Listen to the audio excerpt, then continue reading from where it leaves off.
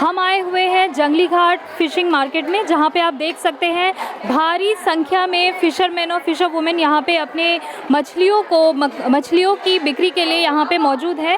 और ये सभी भाई बहनें अपने मुख्य भूमि से करीब 60-70 साल पहले आकर यहाँ पर बसे हुए हैं और इन्होंने तभी से अंडमान को अपना घर बना लिया है, जहाँ पे ये सभी हर रोज़ यहाँ पे इनका ये शेड्यूल है कि ये मछलियाँ पकड़ते हैं और यहाँ मार्केट में आकर इनकी बिक्री करते हैं। तो आज हम इनसे थोड़ी बातचीत करेंगे और जानेंगे कि ये कितना हमारे इलेक्शंस और वोटिंग के बारे में जागरूक है, कितना इन्हें पता है इस चीज़ के बारे में, और इनसे थोड़ी बातचीत करेंगे इनकी दिनचर्या के बारे में, कैसे चैलेंजेस ये हर रोज़ फेस करते हैं। आपका नाम बताइए। श्यामावती। हाँ, तो बताइए आप कहाँ जा रहे हैं अभी इसको सेल करने? केदार में अच्छे डाल के बिक्री कर देते। अच्छा, तो आप अभी वोटिंग में आप अपना मत देने वाले हैं? आप बताइए, आप इस बार के इलेक्शन में पार्ट लेने वाले हैं? लेगी वोटिंग करने वाले हैं ना? ओके, बहुत ही बढ़िया। तो आपको कुछ सवाल पूछेंगे वोटिंग के बारे में, इजी। आपको पता है कौन से वर्ष से हम वोटिंग कर सकते हैं? हम कितने वर्ष आयु से वोटिंग में हिस्सा ले सकते हैं? 18 साल ना? बहुत ही बढ़िया, 18 साल से ले सकते हैं। आप कहाँ से हैं, मतलब कहाँ राज्य है आपका? मुख्य भूमि में कौन सा राज्य? इधर ही का। आप मेरलैंड में कहाँ रहते हैं? आंध्रा। तेलुगु में आपका सबसे फेवरेट हीरो कौन सा है? वो तो फिल्म एक्टर आपको कौन पसंद है? चिरंजीवी पसंद है, बहुत ही बढ़िया। चिरंजीवी का कोई डायलॉग बता सकते हैं हमें? नहीं मालूम मैडम। अरे ट्राई तो कीजिए, मूवीज देखते हैं ना? नहीं मालूम। अच्छा चलिए, मूवीज के बारे में नहीं, आपको ये पता है कि तो जाइए। आप कहाँ से हैं? मुख्य भूमि में कौन से राज्य से आप? कौन सा स्टेट से आप? आंध्र प्रदेश से। चलिए, वोटिंग में पार्ट लेने वाले हैं इस बार? वोटिंग करने वाले हैं, वोट डालने वाले हैं? वोट डालने के लिए सबसे इम्पोर्टेंट चीज़ क्या होता है? कौन सा कार्ड होने से वोट डालने देते हैं? हाँ फिर बोलिए। इलेक्शन कार्ड से। बहुत ही बढ़िया, वोटर्स आईडी कार्ड हम बोलते हैं। आपके पास है? तो वोटर्स आईडी कार्ड के ज़रिए आप जब इलेक्शन देने जाते हैं तो वहाँ पे एक मशीन रखा होता है, हाँ, जिसको प्रेस करके आप अपना वोट डालते हैं। वो मशीन को क्या बोलते हैं? वो मशीन का नाम क्या है? पता नहीं क्या बोलते हैं। आप सुनिए, आप अगर जानते हैं कि यहाँ पे कोई आपकी यहाँ पे जो भी आपके मित्र हैं उन्हें अगर पता होगा इसका आंसर, आप उनसे पूछ सकते हैं। अभी आप किससे पूछिए तो वो आपको हेल्प कर सकते हैं इसमें। पूछ लीजिए। किनसे पूछना चाहेंगे आप?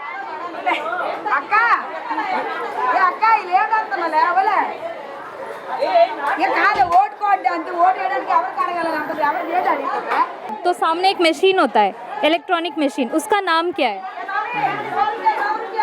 आप जानते हैं ना, मशीन में सारा वही जो पसंद है उसी को दबाएंगे। हाँ, फिर उसको नाम तो हमको नहीं मालूम। हाँ, तो इससे पहले जब वो मशीन नहीं आया था तब आप लोग पेपर में ऐसे ठप्पा डालते थे ना, तो वो वोटिंग मशीन जो आया है वो कब से आया है ये आपको पता है? वो मुझे नहीं मालूम, याद नहीं है। जैसे कि आप देख सकते हैं ये जंगली घाट का जो है सब्ज़ी मंडी है और यहाँ पे काफ़ी सारे भाई और बहनें यहाँ पे अपनी सब्जियाँ बेचने के लिए यहाँ पे उपस्थित है। हम यहाँ पे एक भाई से बात करेंगे और जानेंगे कि ये कैसे इलेक्शन में अपना वोट डालते हैं, इन्हें इलेक्शन के बारे में कितनी जानकारी है और इसके बारे में कि ये जो सब्जियां हैं इनका उत्पादन कहाँ होता है अंडमान निकोबार में और कहाँ से ये सब्जियां लाते हैं, इनकी जो रोज़ी रोटी है और इनकी जो दिनचर्या है इसके बारे में थोड़ा हम जानेंगे और बातचीत करेंगे। तो आपका नाम बताइए।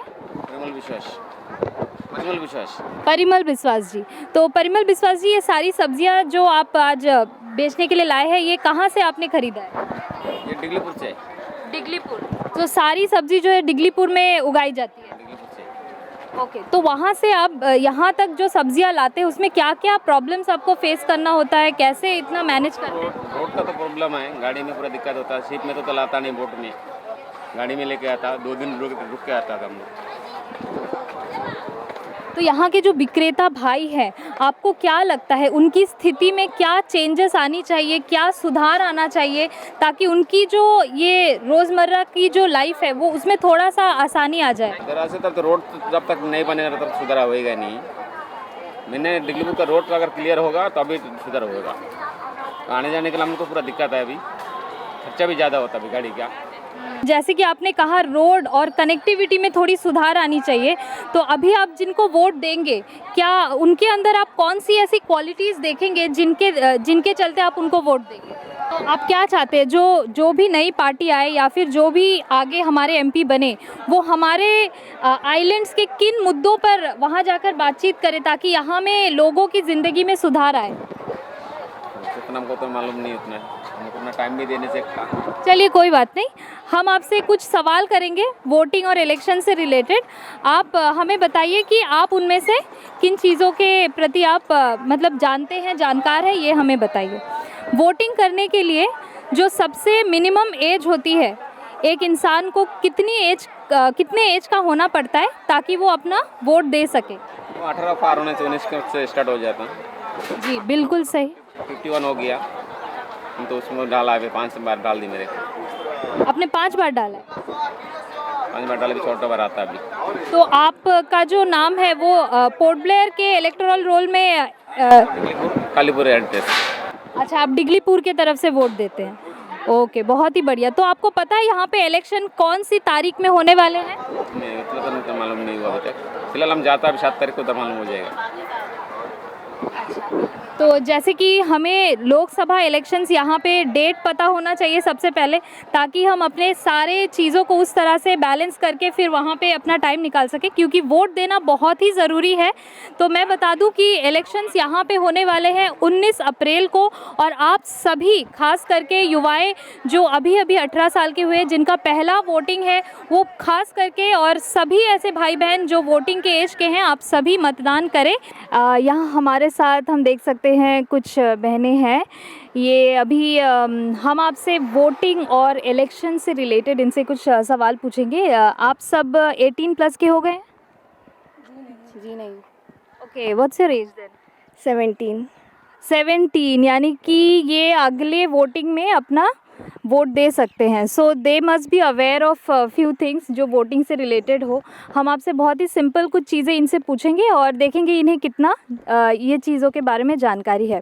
तो सबसे पहला जो बेसिक क्वेश्चन हम पूछने वाले हैं कि अभी हमारे आइलैंड्स में जो जनरल इलेक्शंस होने वाले हैं वो किस दिन होने वाले हैं?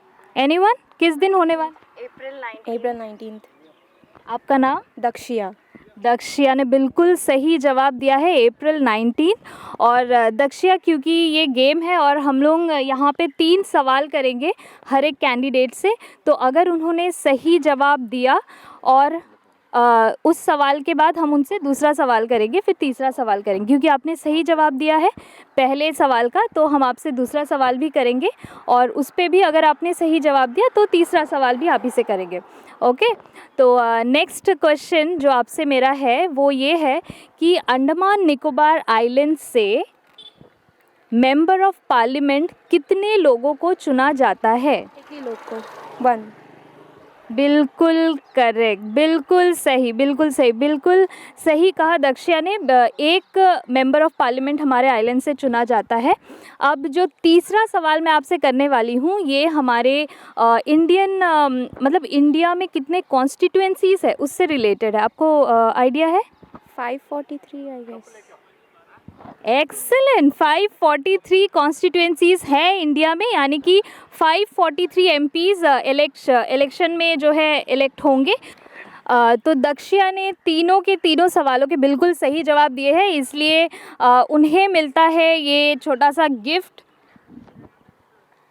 बहुत अच्छा खेले आप, और इसी तरह आप अपने नॉलेज को अपग्रेड करते रहिए इलेक्शन के बारे में, क्योंकि आप ही है नेक्स्ट जनरेशन जो इस इलेक्शन के दौर में अपना जो है वोट कास्ट करेंगे नेक्स्ट इलेक्शन में। Thank you so much. अब मैं आप लोगों में से एक सवाल पूछना चाहती हूँ। आप लोग क्योंकि अभी कॉलेज में है, स्कूल में ही है, ओके, तो हम आप लोगों में से किसी से अपना अगला सवाल पूछेंगे। आपका नाम? Prezi. Sorry, Prezi. Prezi. Prezi, तो क्या आप जानती हैं कि मेंबर ऑफ पार्लियामेंट बनने के लिए मिनिमम एज कितनी होनी चाहिए? 25 18 और 25? नहीं 25 से ऊपर होना चाहिए, 22 25। एग्जैक्टली 25 होनी चाहिए। तो प्रेजी ने बिल्कुल सही जवाब दिया है। 25 इयर्स की मिनिमम एज पे ही कोई मेंबर ऑफ पार्लियामेंट बन सकता है। अब इसके आगे का जो नेक्स्ट क्वेश्चन है वो मैं आपसे पूछने वाली हूँ कि who was the first lady prime minister of India? Indira Gandhi. Exactly Indira Gandhi. थोड़े से आप डाउटफुल थे बट एट लास्ट आपने सही जवाब दिया, बिल्कुल सही जवाब इंदिरा गांधी। तो आप यहाँ पे प्रेजी खेलने आते हो? Yes, which sport? वो लाइक बैडमिंटन एंड फुटबॉल दोनों। Okay, so you are in football. Football आपको पसंद है? पहले नहीं था लेकिन अभी रिसेंटली स्टार्ट किया खेलना। अच्छा, आप कौन से स्कूल से हैं? कार्मल। कार्मल स्कूल से। तो यहाँ आप रेगुलरली आते हैं? Yes, everyday morning. आपके साथ आपके जो फ्रेंड्स हैं ये आप सभी एक ही स्कूल में? जी। ओके, तो आपको पता है प्रेजेंटली हमारा जो यूनियन टेरिटरी है अंडमान है वो फुटबॉल में मतलब किस स्तर पर है, कैसे वो कौन से लेवल पे है, ऐसा कुछ आपको पता है? और यहाँ पे फुटबॉल मोस्टली स्कूल लेवल पे ही ज़्यादा डेवलप्ड है, बाकी उतना नहीं है, लेकिन यहाँ पे सब लोग खेलने ज़रूर आते हैं। जी, तो एवरीवन स्टेडियम में टूर्नामेंट्स भी होते हैं बहुत सारे, तो उसमें भी मतलब अच्छा है। जी, आपने कभी पार्टिसिपेट किया है? नहीं नहीं। तो यहाँ पे कितने ग्रुप्स हैं या फिर कितने ऐसे टीम्स हैं जो इस फुटबॉल टूर्नामेंट में पार्टिसिपेट करते हैं? ऐसी टीम्स नहीं है, लेकिन स्कूल लेवल पे होते हैं तो स्कूल के अपने अपने टीम्स होते हैं, बॉयज़ एंड गर्ल्स के अंडर एज में, और यहाँ पे स्टेडियम का खुद का एक अपना टीम है, बॉयज़ एंड गर्ल्स। तो आपसे आखिरी और फाइनल क्वेश्चन ये है कि वर्ल्ड में सबसे ओल्डेस्ट लेजिस्लेचर किस कंट्री का है? Oldest legislature. I am not sure about it. Okay, you can try. Iceland. Sorry? Iceland. Iceland guess किया आपने? हाँ, जस्ट मेयर गेस। क्या गेस है? मतलब गेस भी इतना एक्यूरेट होता है? तो आपने जवाब दिया है कि Iceland has the oldest legislature in the world and वो कब बना था? I am not sure about the year. Try कीजिए, आपका गेस तो काफ़ी एक्यूरेट होता है। नहीं पता है वो। ओके, चलिए मैं बता देती हूँ। इट वाज इन 930 AD जब उसका लेजिस्लेचर बना था, तो काफ़ी पुराना है। एनीहाउ आपने तीनों सवालों के बिल्कुल सही जवाब दिए हैं, तो आप भी हमारे विनर हैं और आप काफ़ी नॉलेज रखते हैं हमारे इलेक्शंस और पॉलिटिक्स को लेके। तो it's a very good thing कि आप यंगस्टर्स में इतना ज़्यादा इस चीज़ को लेके इंटरेस्ट है and you people are actually knowledgeable about it. बहुत ही बढ़िया आप खेले हैं, तो आपको हमारे तरफ से एक छोटा सा तोहफ़ा दिया जाएगा, ठीक है? इट्स लाइक अ प्रेजिंग कि आप इस चीज़ को बरकरार रखें और आगे भी इसी तरह अपने नॉलेज को अपग्रेड करते रहें। So this is for you. Thank you so much for playing with us. अब मैं आप दोनों से भी कुछ सवाल करना चाहती हूँ कि इलेक्शन में जो हम NVSP बोलते हैं, what is NVSP? National voters service portal. अच्छा, दोनों ने मिलके जवाब दिया है। ओके, आपका नाम? अनुष्का सुरेश। अनुष्का जी। अनुष्का जी कौन सी क्लास में हैं आप? मैंने अभी मतलब 10th का एग्ज़ाम दिया है, मतलब 11th में जाऊंगी। ओके, आपने 10th का एग्ज़ाम दिया है, आपके रिजल्ट्स आउट हो गए? नहीं, फिर भी बोल दिया कि 11th में जाऊंगी। माने she is very much confident कि एग्ज़ाम्स बहुत अच्छे गए, मैं तो 11th में जाऊंगी। चलिए, good, you have that confidence. तो आपने बिल्कुल सही जवाब दिया है। National voters service portal is the full form for NVSP। तो NVSP आप जानते हैं उसका काम क्या होता है? यहाँ पे हम क्या करते हैं NVSP में? नहीं मालूम। आपका नाम? मिशिता।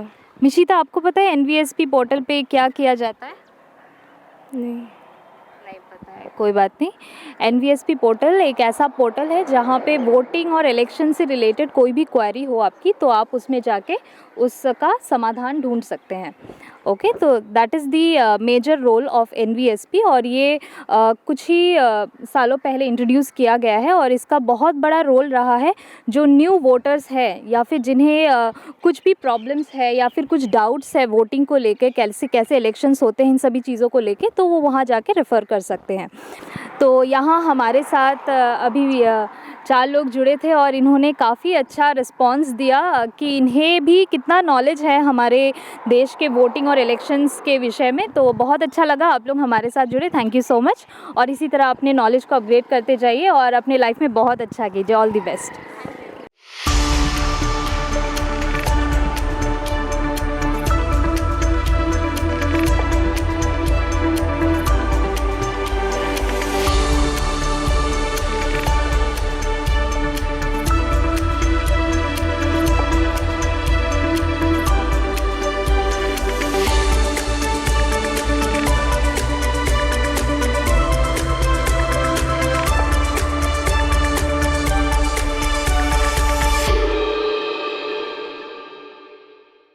जैसे कि आप जानते हैं पूरे देश भर में इंडिया में कितना क्रेज़ है क्रिकेट को लेके, और क्रिकेट को लेके जो इंटरेस्ट है ये यहाँ के आइलैंडर्स में भी कम नहीं है। जहाँ आप यहाँ पे देख सकते हैं काफ़ी लोग यहाँ पर एकत्रित हैं और वो क्रिकेट की प्रैक्टिस कर रहे हैं। तो यहाँ हम कुछ लोगों से बातचीत करेंगे और देखेंगे कि वे इलेक्शंस के बारे में हमें क्या बता सकते हैं। गुड मॉर्निंग, आपका नाम? सुरेश। तो सुरेश जी, यहाँ पे प्रैक्टिस कितने दिनों से चल रही है? लास्ट 20-25 डेज से कर रहे हैं हम लोग, ऑलमोस्ट अ मंथ।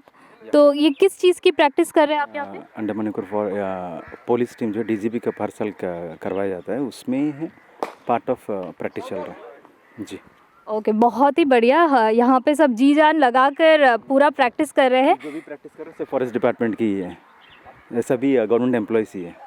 ओके, तो काम के अलावा भी आप इस चीज़ को इतना महत्व दे रहे हैं। और वो खेलने के लिए बोलती है कि हाँ, डिपार्टमेंट में ओपन सिलेक्शन होता है, ओपन सिलेक्शन में टीम सिलेक्शन होता है, देन टीम इस तरह पार्टिसिपेट करने के लिए छोड़ते हैं। बहुत ही बढ़िया, बहुत बढ़िया। तो इस बार का जैसे कि आपको पता है जनरल इलेक्शंस होने वाले हैं 19 अप्रैल को, एज यू ऑल नो। तो वहाँ पे 19 अप्रैल को जो भी जनरल इलेक्शंस होगा उससे रिलेटेड या फिर इन जनरल इलेक्शन से रिलेटेड कुछ क्वेश्चंस हम आपसे करेंगे। तो यहाँ पे 3 क्वेश्चंस होंगे, आपको एक एक करके सबके जवाब देने हैं। अगर आप तीनों के सही जवाब देते हैं तो आप विनर घोषित होंगे और आपको एक छोटा सा गिफ्ट दिया जाएगा। तो पहला क्वेश्चन जो मैं आपसे करने जा रही हूँ वो ये है कि हमारे इंडिपेंडेंट इंडिया में सबसे पहला जनरल इलेक्शन किस वर्ष? सॉरी, 1951। बिल्कुल सही जवाब, इट्स 1951। 1951-52 का जो इलेक्शन था उस समय पे इंडिपेंडेंट इंडिया में सबसे पहला जनरल इलेक्शंस ये चलाया गया था। अब क्योंकि आपने सही जवाब दिया है, आप ही से हम दूसरा सवाल भी करेंगे। दूसरा सवाल आपसे ये होगा कि जो पिछला इलेक्शंस था 2019 में जो किया गया था उसमें कितने नेशनल पार्टीज़ ने पार्टिसिपेट किया था? 6 या 7, बीजेपी, कांग्रेस, टीडीपी, आम आदमी 4, CPM 6, DMK 8 I think. Exactly I want your final answer. 7 I think 7। Excellent, बहुत ही बढ़िया। 7 पार्टीज़ थे, नेशनल पार्टीज़। तो आप बहुत बढ़िया खेल रहे हैं क्रिकेट के साथ साथ क्विज़ भी आप काफ़ी अच्छा खेल रहे हैं। ये जानना बहुत ज़रूरी है। बिल्कुल सही कहा आपने, बहुत महत्वपूर्ण बात कही, क्योंकि हम लोग जो है अभी प्रेजेंट जो जनरेशन है स्पेशली वो हिस्ट्री को हाँ इम्पोर्टेंस तो देते हैं, जब तक एग्ज़ाम्स में पूछा जाए उतना इम्पोर्टेंस देते हैं, लेकिन इन जनरल हमारे देश का जो हिस्ट्री है वो जानना बहुत ही ज़रूरी है। जो फाइनल क्वेश्चन मैं आपको पूछने वाली हूँ वो ये क्वेश्चन है कि वोटर्स ID कार्ड को हम एपिक भी बोलते हैं, EPIC, एपिक, उसका फुल फॉर्म क्या होता है? Epic exactly don't know. तो इसमें एक लाइफलाइन आप यूज़ कर सकते हैं। अगर आपको लगता है कि आपके दोस्तों में से किन्हीं को ये क्वेश्चन पता होगा तो आप इनसे हेल्प ले सकते हैं, लेकिन विद इन 1 मिनट, ठीक है? क्योंकि हमारे प्रोग्राम का नाम ही है बस 1 मिनट, तो आपको 1 मिनट का ही समय दिया जाएगा इस चीज़ के लिए। तो आप किसी को बुला सकते हैं। किसको बुलाना चाहेंगे? एपिक नंबर तो सुना है, लेकिन एपिक का फुल फॉर्म अभी तक हमने ट्राई नहीं किया कभी। ये माने election, is enrolment. You can call someone. Epic का फुल फॉर्म क्या चीज़? एपिक का हाँ एपिक का full form election photo identity card. आप प्लीज़ यहाँ आ जाइए। आपका नाम? हसन। हसन जी। तो इन्होंने लाइफलाइन यूज़ किया है, आपकी हेल्प ली है। और इनका जो तीसरा क्वेश्चन है ये है एपिक का फुल फॉर्म क्या है? तो आप बताइए। Election photo identity card. बिल्कुल सही इंसान चुना है आपने आपकी मदद के लिए, क्योंकि इन्होंने बिल्कुल एग्जैक्ट आंसर दिया है। Election photo identity card, that is the full form of epic. तो इस हिसाब से आपने तीनों के तीनों सही जवाब दिए हैं। हालांकि आपने लाइफलाइन यूज़ की है, but your decision to use the lifeline was also very apt, इसलिए आपको ये छोटा सा गिफ्ट दिया जाता है। Okay, thank you so much हमारे साथ जुड़ने के लिए। हमारे साथ एक और भाई जुड़े हैं जो यहाँ पे क्रिकेट की प्रैक्टिस कर रहे थे। तो आप हमें बताना चाहेंगे ये प्रैक्टिस आप किसके लिए कर रहे हैं? लोग डिपार्टमेंट टीम है, डिपार्टमेंट के लिए डीजीपी कप चल रहा है, उसके लिए प्रैक्टिस चल रहा है। Forest team. ओके, ये कब होगा? अभी चल रहा है, अभी नॉकआउट स्टेज पहुंच गया है। हम लोग प्री क्वार्टर में है, 2 तारीख को हम लोग मैच है फॉरेस्ट टीम का, वो चीज़ का प्रैक्टिस कर रहा है अभी। और बाकी कौन कौन से टीम्स हैं? बाकी डिपार्टमेंट से डीसी ऑफिस का है, police team Andaman Nicobar police का है, म्यूनसिपल है, मैरीन डिपार्टमेंट है और एडमिनिस्ट्रेशन का एक टीम है।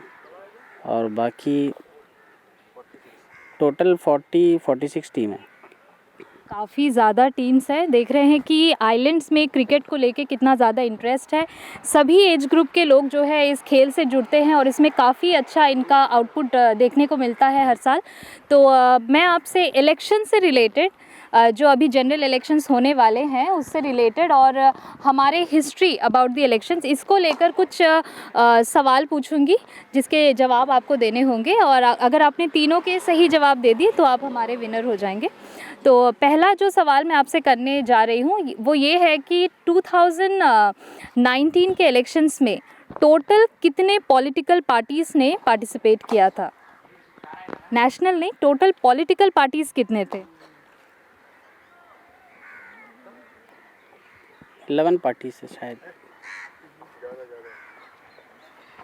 हमारे कंट्री में टोटल कॉन्स्टिट्यूएंसीज़ हैं 543, तो ऑब्वियसली उससे ज़्यादा ही होंगे नंबर ऑफ़ पॉलिटिकल पार्टीज़। तो आप उस हिसाब से अगर आप गेस भी कर सकते हैं तो आप थोड़ा सा उस हिसाब से गेस करके आंसर दीजिए।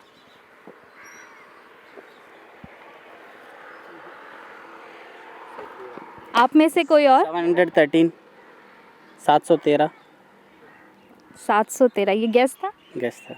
ओके, अगर क्योंकि हमने एक लाइफलाइन इंट्रोड्यूस किया है तो अगर आप चाहते हैं कि आपके कोई फ्रेंड आपको इसमें हेल्प करे तो आप उनसे मदद ले सकते हैं, लेकिन आपको बस 1 मिनट का समय मिलेगा। ठीक है। आप चाहते हैं किससे हेल्प लेना? जी हेल्प लेने जाते हैं। अच्छा, क्या नाम है? सुरेश। तो सुरेश जी, आपके फ्रेंड ने आपका हेल्प लिया है, तो आप बताना चाहेंगे कितने पॉलिटिकल पार्टीज़ ने पार्टिसिपेट किया था 2019 के इलेक्शंस में? ऑल टोटल पॉलिटिकल पार्टीज़ कितने थे? टोटल कितने पार्टीज़ थे? 700 एग्जैक्ट फिगर बताएंगे? या 700 अप्रोक्स नहीं, सॉरी, 700 नहीं थे। आप में से कोई और ट्राई करना चाहेगा इस क्वेश्चन को? चलिए, कोई बात नहीं, मैं बता देती हूँ। टोटल 673 पॉलिटिकल पार्टीज़ थे जिन्होंने पार्टिसिपेट किया था 2019 के जनरल इलेक्शंस में। अब जो अगला क्वेश्चन मैं पूछने जा रही हूँ वो आप में से कोई भी अगर आपको पता होगा तो आप सामने आकर उसका जवाब दे सकते हैं। अगला क्वेश्चन ये है कि मैक्सिमम नंबर ऑफ़ कॉन्स्टिट्यूएंसीज़ कितने हैं जिससे एक कैंडिडेट इलेक्शन में खड़ा हो सकता है? मैक्सिमम नंबर ऑफ़ कॉन्स्टिट्यूएंसीज़ कितने हैं जिससे एक कैंडिडेट इलेक्शन कंटेस्ट कर सकता है इन लोकसभा इलेक्शंस? 2 जगह पे मैंडेटरी भी खड़ा हो जाता है, लेकिन 2 से ज़्यादा कहीं पर लिखा तो नहीं है कितना जगह पे खड़े रहना है। That is not a fixed. कितने that is fixed. That is fixed, that is 2 I think, that is 2 I think, are you sure? या 2। बिल्कुल सही जवाब इन्होंने दिया है। मैक्सिमम 2 कॉन्स्टिट्यूएंसीज ही हैं जिनसे एक कैंडिडेट कंटेस्ट कर सकते हैं इलेक्शंस। तो यहाँ हमारे साथ फॉरेस्ट डिपार्टमेंट के भाई जुड़े थे और इन्होंने काफ़ी अच्छा इस क्विज़ में पार्टिसिपेट किया। इन्हें काफ़ी ज़्यादा नॉलेज है इसके बारे में। जैसे कि आप जानते हैं फॉरेस्ट का कितना बड़ा रोल होता है हमारी पर्यावरण और हमारे इकोलॉजिकल बैलेंस के लिए, और इन्हीं सब चीज़ों को ये लोग संरक्षित करते हैं और इनके साथ साथ ये खेल में भी अपनी इतनी ज़्यादा रुचि दिखाते हैं। इसके लिए हम इनकी बहुत बहुत सराहना करते हैं और ये इसी तरह अपने इस कार्य को आगे ले जाए और हमारे जो युवा पीढ़ी है उनको भी आप मोटिवेट करें।